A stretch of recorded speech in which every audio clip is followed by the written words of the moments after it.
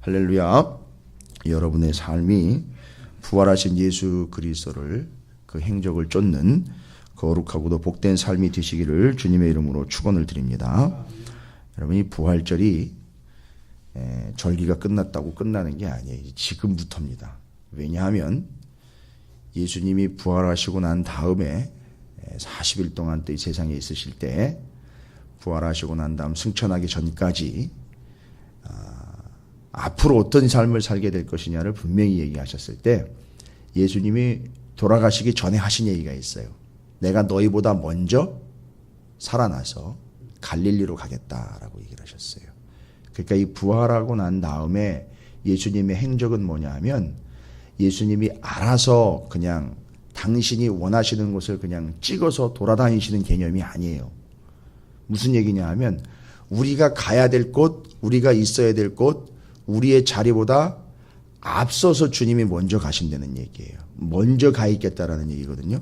그러니까 부활신앙을 제대로 챙기는 사람들은요, 현명하고 똑똑하게 신앙생활하는 사람들은 어떤 사람이냐 하면, 부활 이후 예수 그리스도의 행적은요, 독보적이고 독자적인 행적이 아니라 예수님이 먼저 가시면 거기로 우리가 가는 거예요. 그러니까 이 사실을 믿는 사람들은요, 아주 현명한 사람들인 거예요. 그러니까 여러분이 어디를 가든 무엇을 하든 이제 제대로 된 믿음이라면 하나님이, 주님이 먼저 거기 가 계신다는 거예요. 그리고 먼저 앞서시고 먼저 행하신다는 겁니다. 이게 부활 신앙을 가진 자들의 예수 그리스도의 부활 이후를 따라가는 사람들의 특징이에요. 그러니까 여러분, 미지의 세계를 사는 게 아닙니다. 이건 정말 믿음 없는 사람들이 유토피아를 꿈꾸는 사람들의 삶이에요. 여러분, 유토피아는 말 그대로 없는 세상이에요. 그냥 상상 속에 있는 세상, 없는 세상이에요. 말 단어 자체가 없는 세상이에요. 그냥 그리는 세상입니다. 아니요, 우리는 미지의 세계를 살아가는 자들이 아니라 이미 주님이 앞서 가셨고 이미 먼저 가 계신 거기를 향하여 가는 거예요. 이게 부활신앙입니다. 오늘의 삶은 거기가 어디가 됐든 어떤 상황이든 주님이 먼저 가셔서 여러분을 기다리고 계시고, 여러분이 그 자리에서 주님을 만나는 복된 삶이 되시기를 주님의 이름으로 축원을 드립니다. 예. 그래서 참으로 복된 날입니다. 또 우리의 삶은요, 우리의 영혼은 그래서 복된 영혼입니다. 야, 그런데 바울이요, 이 신앙이 있었어요. 주님이 먼저 가신다. 주님이 앞서 가신다. 여러분이 늘 들었던 고백 있지 않습니까? 사도 바울의 마지막 고백과도 같은, 들으면 들을수록 가슴 짠한 이야기인데, 들으면 들을수록 힘이 불끈불끈 솟고, 야, 바울 대단한 신앙이로구나. 이야말로 부활신앙을 가진 자로구나. 여러분이 그냥 이 보르처럼 또 말씀을 전하는 이들이나 온 교회가 마치 벼처럼 그렇게 외쳐대고 있는 그 말씀, 바로 오늘 20장 24절 말씀에 내가 달려갈 길과 주 예수께 받은 사명 곧 하나님의 은혜의 복음을 증언한 일을 마치려 하면은 나의 생명조차 조금도 귀한 것으로 여기지 아니하노라. 그리고 또 무슨 얘기를 들었습니까?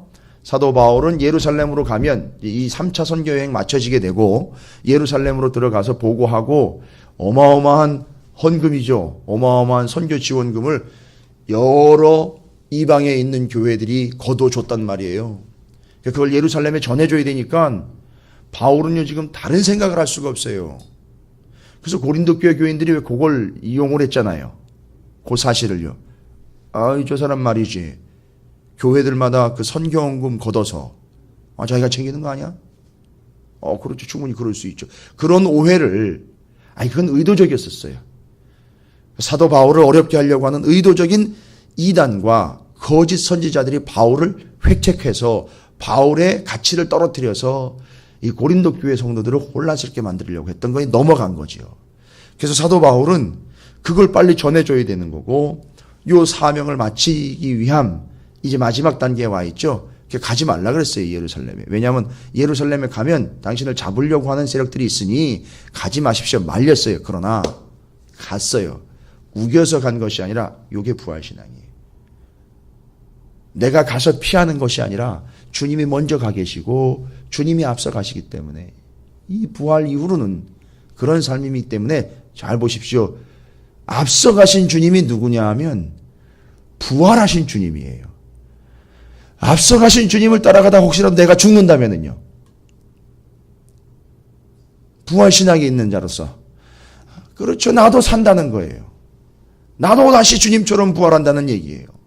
이걸 그냥 알고 있는 게 아니라 이걸 믿었어요. 그래서 간 겁니다.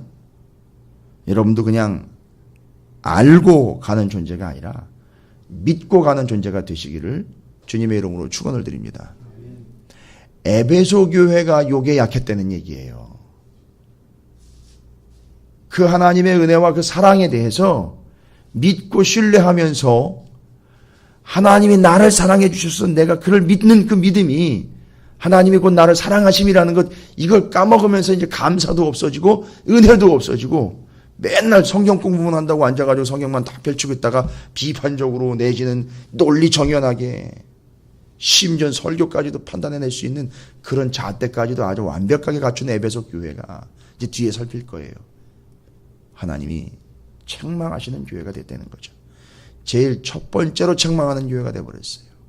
에베소, 서머나, 버가모, 에베소, 서머나, 버가모, 두아디라, 사대, 빌라델피아, 라오디게아, 이 교회들의 그 7교회의 대표적인 문제들과 칭찬거리들이 기록되어 있는 요한계시록에 제일 먼저 언급이 되어 있고, 물론 이제 사도 요한이 거기서 목회를 했기 때문이기도 하고요.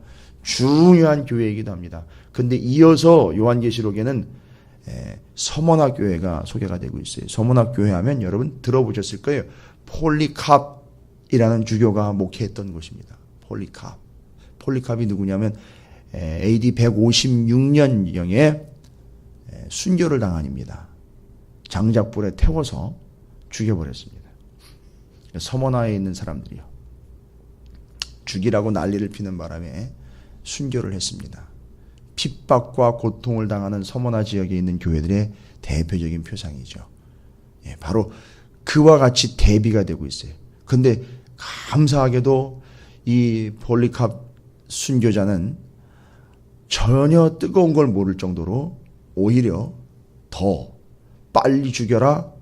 심지어는 사자밥이 되어 나를 죽이더라도 하나님이 나를 살리실 것이 내가 무엇이 두렵냐. 지금 너는 나의 육신을 태워 잠깐 나를 태울 불로 나를 위협하지만 장차 너는 영원한 지옥불에 떨어질 텐데 그건 어떻게 하겠느냐. 이렇게 외치면서 당당하게 죽어갔어요. 여러분, 이게 부활신앙입니다.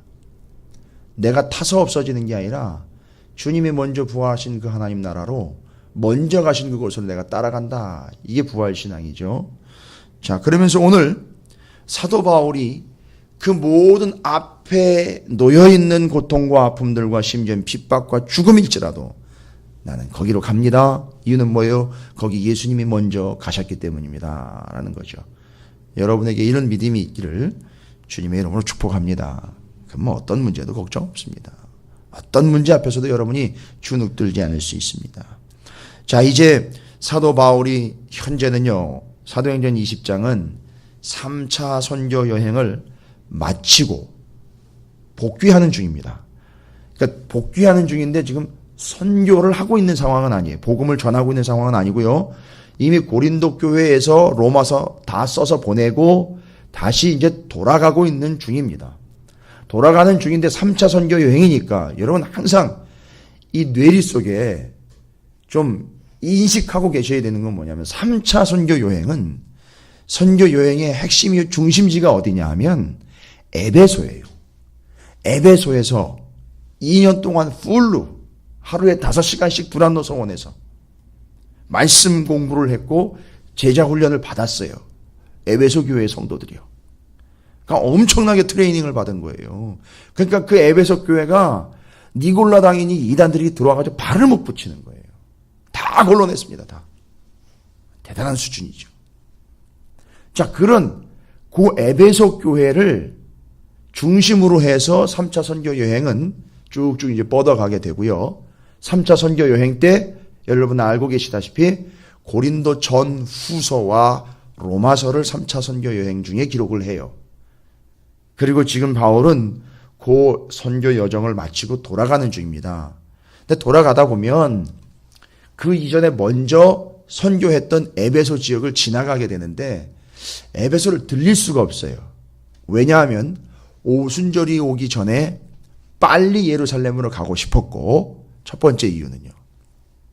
그 다음에 이거는 성경에 안 나와있기 때문에 감히 뭐 그렇게 얘기하거나 짐작할 수 없습니다. 이렇게 얘기할 건 아니고요. 좀 전에 제가 말씀드렸죠. 워낙에 거대 금액인 선교 헌금을 자기가 전달해야 되는 상황이 있으니까 지금 돈이요. 적은 금액이 아닌 큰 금액이 자기 수중에 있어요. 선교비로 전달이 돼야 된단 말이죠. 그러니까 이러다 보니까 이 지체를 할 수가 없는 겁니다. 괜히 어디 들렸다가 생각해 보십시오. 지금 바울한테는요, 호의적인 사람도 있지만 아주 적대적인 사람들이 한둘이 아니에요.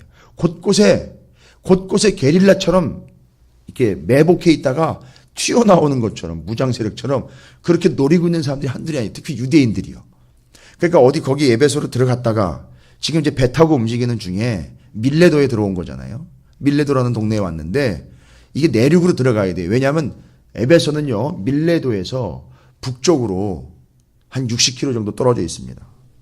그러니까 60km 정도 올라갔다가 내려오다 보면 또 무슨 일을 당할지도 모르는 거예요. 또 그러다 보면 오순절 안에 들어갈 수가 없어요. 자, 이제 이런 여러 가지 환경 속에서 이걸 이해하셔야 오늘 밀레도에서 사도 바울이 밀레도에 머무는 동안에 에베소의 장로들을 오라고 초청을 합니다. 내가 갈 수 없으니 시간 맞춰서 내가 당도할 때 맞춰서 와라 이래가지고 밀레도에서 만난 거예요. 에베소의 장로들을요. 이 에베소의 장로들이라 하면 오늘날의 그런 장로 시스템이 아니에요. 거의 목회자 수준의 교회의 지도자들입니다. 근데 그들이 오라 했으니 이제 갑니다. 가서 만납니다. 밀레도에서 만나요. 만나가지고 사도 바울이 그들에게 하는 얘기는 여기 마지막 고별 설교다라고 이야기했는데요. 고별 설교라기보다는 자기가 어떻게 했는지를 쭉 설명해주는 마지막 당부와도 같은 거예요. 그러니까 보니까 여기 성경 말씀이라든지 강론을 하는 내용은 없어요. 근데 이제 마지막으로 당부하고자 하는 내용들을 알려주고 부탁하고자 데리고 오라고 합니다. 장로들을. 그래서 왔어요. 와가지고 하는 얘기가 뭐냐면 바울의 얘기를 들어보세요. 19절에 뭐라고 얘기를 합니까? 자, 지금까지 내가 모든 겸손과 눈물로 당했던 모든 시험들을 참고 주를 섬겼습니다. 여러분, 이런 얘기를 왜 하는 걸까요? 도대체 그 에베소 교회의 장로들을 데리고 와서 만나가지고 급한데 또 짬도 없을 텐데 불러다가 이야기를 합니다. 시작부터 내용과 이제 27절에 끝까지의 내용을 쭉 보면 다 잘못 이해하면은요, 안 믿는 사람들이나 모르는 사람들은 이거 다 자기 자랑하고 있네, 자기 얘기하고 있네 이럴 거예요.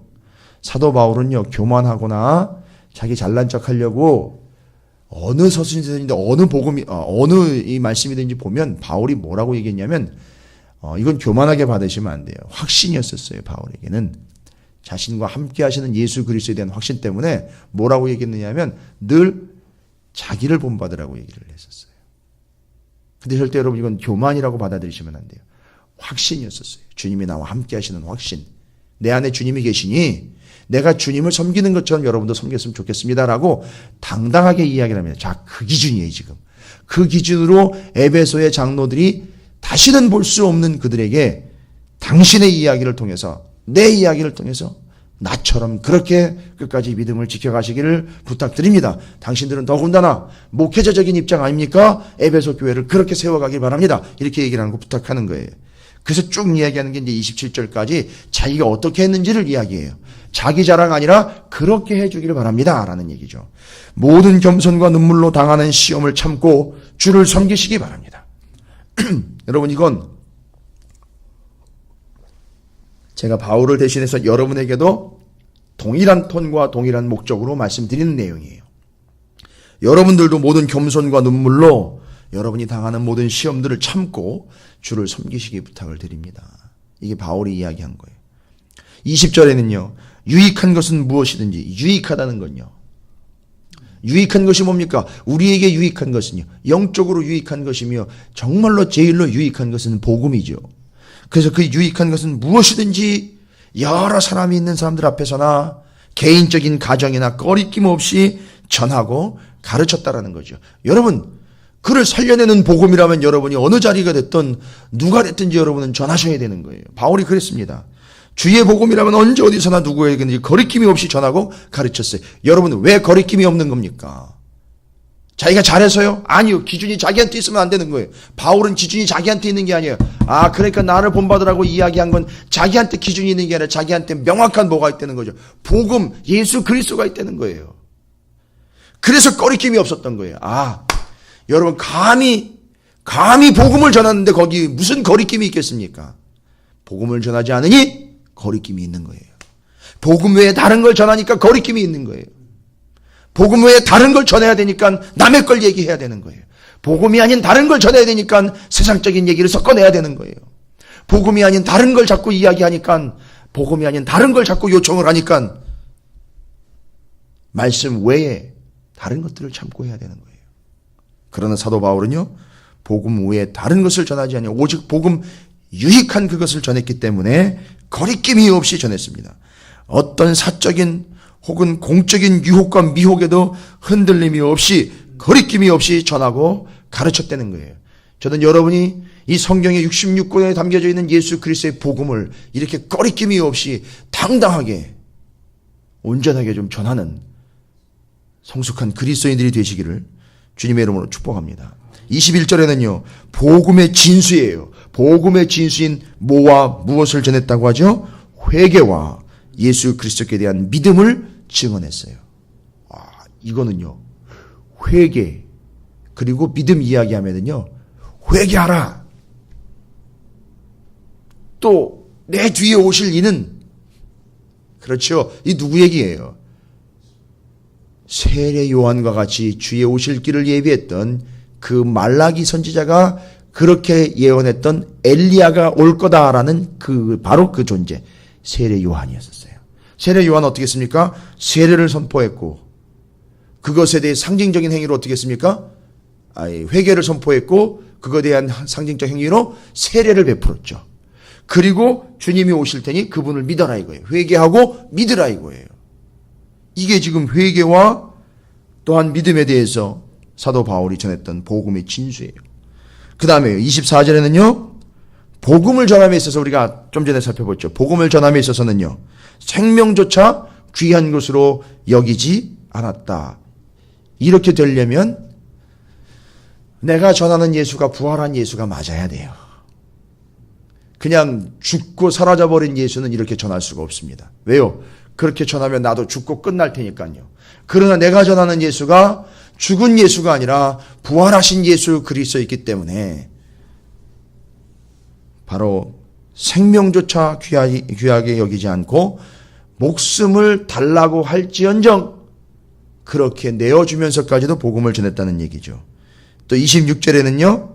내 스스로가 어떻게 해요? 깨끗하다는 거죠. 걸리는 게 없다는 거예요. 이 문제는 특별히 이제 금전적인 거나 이런 거 이야기할 수 있을 거예요. 내가 언제 뒷돈 받아 챙겼느냐? 내가 언제 선교 헌금을 가지고 다른 용도로 쓴 적이 있더냐? 중요한 거죠. 이건 목회자에게서 상당히 중요한 거예요.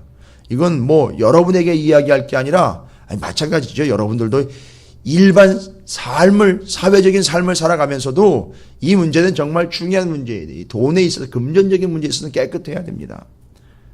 하물며 목회자야 더 할 나위 없죠. 말할 필요 없죠. 절대 목사님들한테 돈 찔러주지 마세요. 아주 노골적으로 말씀드릴게요. 돈 찔러주지 마세요. 표현이 좀 그렇죠. 속되죠. 그건 찔러주는 거예요. 이번 주에 발람과 발락 이야기를 할 거예요. 거기 복채라는 얘기가 나와요. 복채. 내가 복채 줄 테니까 축복과 저주를 해달라 이렇게 된 거예요. 그렇게 만들면 안 돼요. 그렇다고 마음의 선물까지도 하지 말라는 얘기는 아니에요. 오해하시면 안 됩니다. 그런 거를 그렇게 서로 명확하게 구분을 하는 그런 개념은 아닙니다. 그러나 아닌 건 아닌 거로서 말씀을 드리는 거예요. 그러니까 아닌 건 하지 마십시오. 내가 스스로가 걸리는 것이 없다는 거죠. 바울에게 걸리지 않는 거예요. 그건 목회자를 위한 거예요. 바울을 위한 거였죠. 27절에 이 모든 걸 다 통틀어서 이제는 꺼리끼지 않고 하나님의 뜻을 다 전했다는 거예요. 여러분 이러기가 쉽지 않거든요. 그런데 이렇게 다 전했다는 거죠. 그거 잘 보세요. 잘못 이해하면 다 지 얘기구만. 뭐 자기 자랑인 거 아니야 이거? 그런데 이렇게 이야기하고 있는 이유는 뭐냐면 왜 굳이 에베소의 장로들에게 이런 걸 전했을까? 그러면 답은 하나예요. 여러분도 장로를 청했어요. 교회 지도자들입니다. 아마 목회자급일 거예요. 진급 중에 있는 목회자의 개념들로 보셔도 될 것 같고요. 그들을 데려다가 이 이야기를 하는 건 뭡니까? 너희들도 나처럼 너희들이 봤지. 알고 있지. 내가 예배소에 있을 때 어떻게 했는지. 그리고 지금 선교를 마치고 돌아가고 있는 상황에 너희들을 불러서 이야기하는 이유는 너희들도 나처럼 똑바로 목회해라 이 얘기인 거예요. 그리고 교회를 온전하고 건강하게 세우도록 너희들이 정신 차려라 이 얘기하는 거죠. 왜요? 이제는요 다시 못 봐요. 이제는 다시 못 봅니다. 그러면 다시 못 보니까 바울이 가서 다시 전해줄 수 있는 기회는 없어요. 예루살렘 갔다가 잡히면 로마로 끌려가는 겁니다. 이 일정이 다 나와 있어요. 이게 이미 바울은 다 꿰뚫고 있습니다. 그런데 다시 만나가지고 뭘 어떻게 했느냐, 어떻게 해라라고 이야기하거나 확인할 수 있는 개념이 없기 때문에 다시 못 봅니다. 그럼 못 보는 사이에 어떤 일이 발생될까요? 눈에서 멀어지면 마음에서도 멀어지며 이 바울과 같이 그들을 늘 기도하며 그들을 영적으로 지도했던 이들이 거리가 떨어져 있다 하면 벌써 마음이 해이해질 수 있기 때문에 정신 차려라 이 얘기하는 거예요. 지금. 혹 이단과 거짓 선지자들이 사도 바울이 전했던 복음과 또 진리 외에 사도 바울을 폄하하거나 복음을 무력화시킬 수 있기 때문에 정신 차리라는 거예요. 에베소를 섬기는 중요한 사역자들인 장로들이 자신의 뜻을 이어서 바울이 전했던 그 복음의 뜻을 이어서 복음을 온전히 전하고 지키는 자가 되어 교회를 온전하게 세워가 달라 이 부탁하는 거예요. 잘 세웠어요. 아주 잘 세웠습니다. 제가 어제도 잠깐 말씀드렸지만 이 교회에 출신 목회자들이 아주 쟁쟁한 목회자들이 다 나왔어요. 바울, 디모데, 사도 요한, 대단한 사람들이에요 다. 그래서 심지어 여기 사도 요한 같은 경우는 예수님의 어머니 마리아를 부탁을 했기 때문에 어머니 마리아가 돌아가실 때까지도 섬겼고요. 거기가 바로 이 에베소 교회에서 마지막까지 마리아가 예수님의 어머니 마리아가 생존에 계시다가 거기서 장례를 치렀습니다. 이 대단한 교회입니다. 잘 지켰어요. 그러니까 이단들이 발을 못 붙였습니다. 그런데 문제는 뭐냐면 그러다 보니까 아는 것도 많고 지킬 것도 제대로 지켜냈는데 문제는 뭘 못 지켰느냐면 첫사랑을 못 지켰어요. 첫사랑. 여러분 이 첫사랑이라는 개념은요 상당히 중요한 겁니다. 요한계시록 2장에 에베소 교회가 잘했다 정말 잘했다. 너희들 교회 대단한 교회다. 하나님의 말씀 앞에는 정말 능하고 통한 교회다. 그런데 문제는 뭐냐면 너희가 첫사랑을 버렸다는 거예요. 그 첫사랑이 뭐냐? 여러분 오늘 하루 동안 과제나 숙제는 아닌데요. 하루 종일 묵상을 하시면서 말씀 묵상을 하실 때 오늘 사도행전 20장 17절부터 27절까지를 묵상하실 거니까 요한계시록 2장을 묵상해 보십시오. 요한계시록 2장에 특별히 에베소 교회에 대한 예언의 말씀 그 부분을 길지 않습니다. 묵상해 보시고요. 에베소 교회에 대한 말씀 요한계시록 2장에 나와 있습니다. 거기 지적하고 있죠. 첫사랑을 버렸다 너희가. 요한계시록 2장에 에베소 교회에 대해서 에베소 교회 사자에게 편지하라. 오른손에 있는 7뼈를 붙잡고 7 금촛대 사이를 거느신 이가 이르시되 내가 내 행위와 수고와 내 인내를 알고 또 악한 자들을 용납하지 아니한 것. 이 바울이 이야기한 것대로 그대로 했네요. 악한 자들을 용납하지 아니한 것과 자칭 사도로 하되 아닌 자들을 시험하여 그들의 거짓된 것을 내가 드러낸 것과 여러분 이 정도 수준입니다. 에베소 교회가 잘했습니다. 바울이 이야기한 것대로 그대로 했네요. 또 내가 참고 내 이름을 위하여 견디고 게으르지 아니한 것을 아노라. 그러나 너를 책망할 것이 있나니 너의 처음 사랑을 버렸느니라. 그러므로 어디서 떨어졌는지를 생각하고 회개하여 처음 행위를 가지라. 만일 그러지 아니하고 회개하지 아니하면 보십시오. 사도 바울이 아까 24절, 21절 다 이야기하면서 회개와 믿음에 대해서 선포했다 그랬죠. 진리로서. 이게 상당히 중요한 겁니다. 오직 내게 이것이 있으니 내가 니골라당의 행위를 미워하는도다. 나도 이것을 미워하노라. 귀 있는 자는 성령이 교회들에게 하시는 말씀을 들을지어다. 이기는 그에게는 내가 하나님의 낙원에 있는 생명나무의 열매를 주어 먹게 하리라. 라고 요한계시록 2장 1절부터 7절까지에 나와 있습니다. 그러면 이들이 잃어버린 첫사랑을 어떻게 이해를 합니까? 여러분 또 적어 놓으세요. 에베소서 1장 3절부터 15절까지예요. 이 교회에 정말 만만히 보면 안 되는 교회라고 제가 여러 번 말씀드립니다. 요한계시록에도 언급되어 있고 심지어는 이 사도 바울이 로마로 끌려가 감옥에서도 이 에베소 교회에게 뭐를 적었습니까? 에베소서를 기록을 해서 보낼 정도예요. 그러니까 지금 에베소 교회는 상당히 의미 있는 교회였기 때문에 바울이 에베소서 적어 보냈죠. 사도행전에 언급되고 있죠. 거기다가 요한계시록에 또 언급되고 있죠. 자, 바로 그 교회예요. 그래서 여러분께서 그 첫사랑에 대해서 이해하시려면 에베소서 1장 3절부터 15절까지를 또 읽어보시면 됩니다. 첫사랑에 대한 이야기가 나와 있어요. 자, 그러면요, 그 첫사랑의 본질은 뭐였느냐? 다른 거 아니고요. 첫사랑은 처음 믿은 우리의 믿음 이거 얘기하는 거 아니에요. 또 역시 우리가 하나님을 먼저 사랑한 이런 개념이 아닙니다. 여러분 원칙은 뭐예요? 처음 사랑이라는 건요. 그 처음 사랑은 어디로부터 온 겁니까? 누구에게서 나온 거죠? 그렇죠. 예수님, 하나님 아버지로부터 온 게 첫사랑이에요. 그러니까 많은 사람들이 그 첫사랑이라는 걸 자꾸 들은 순간 내가 처음에 헌신했던 그 자리, 내가 처음에 열심 냈던 그 자리로 한정을 지어버려요. 아니요. 여러분에게 가치를 먼저 두시면 안 돼요. 이 첫사랑은요, 여러분이 먼저 사랑한 게 아니고 하나님이 먼저 여러분을 사랑하사 창세 이전부터 이미 여러분을 염두에 두고 계신 그 사랑 있죠. 그 처음 사랑이에요. 그러면 처음 사랑은 하나님이 우리를 사랑하신 바고 우리를 먼저 사랑하신 그 첫사랑이란 말이죠. 여러분 이걸 생각하면 어떻게 될까요? 이 처음 사랑을 생각하면은요, 우리는요, 그렇지요, 은혜고 감사한 거예요. 그래서 우리에게 은혜가 감사가 떨어졌다는 얘기가 나오는 거예요. 그 하나님이 나를 먼저 사랑하신 것에 대한 첫사랑을 잃어버리니까 그것만 생각하면 우리는 어떻습니까? 겸손하지요, 은혜지요, 감사라는 거죠. 그래서 그 첫사랑이 분명하면요, 그게 은혜라는 것이고요, 거저받은 것이기 때문에 어떻게 할 수밖에 없습니까? 감사할 수밖에 없는 거예요. 그래서 그들의 감사의 생활을 보면, 감사의 수준을 보면 첫사랑이냐 아니냐를 알 수 있는 거예요. 여러분은 오해 없이 들으세요. 여러분의 감사의 생활의 수준을 보면 저도 마찬가지예요. 그게 첫사랑으로부터 온다는 사실을 여러분이 명심하셔야 됩니다. 정확해요. 거꾸로 올라가 보십시오. 감사가 없어요. 감사가 없는 삶은 곧 우리가 그냥 흔하게 그냥 입버릇처럼 얘기하는 은혜가 안 돼, 은혜가 안 돼, 이런 개념은 은혜가 아니에요. 감사가 없다는 얘기는 하나님이 나를 먼저 사랑해 주신 것에 대한 그 은혜에 대한 은혜가 없는 거예요. 결국 그것은 무엇이 없다라는 겁니까? 첫사랑이 인정되지 않는다는 거예요. 여러분, 여러분의 삶에 이런 진정한 감사가 넘쳐나기를.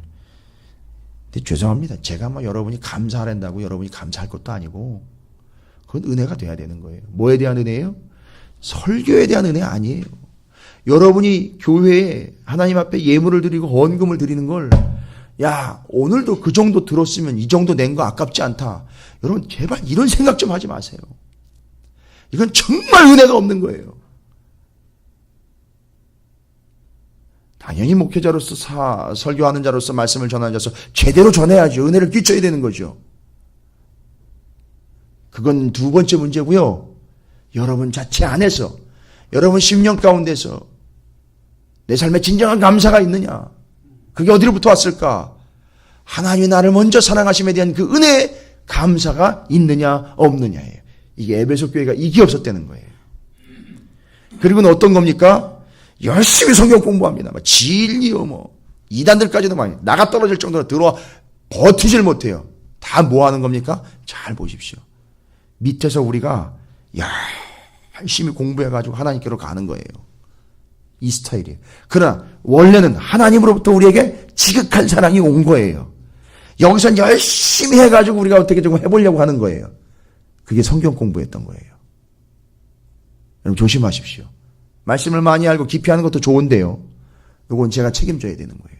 제가 하나님 앞에 가면 너 왜 그따위로 했어? 이렇게 욕을 얻어먹을 수도 있는 부분이에요. 저는 하나님 앞에 잘해야 되는 거죠. 제가 또 여러분도 오해하시면 안 돼요.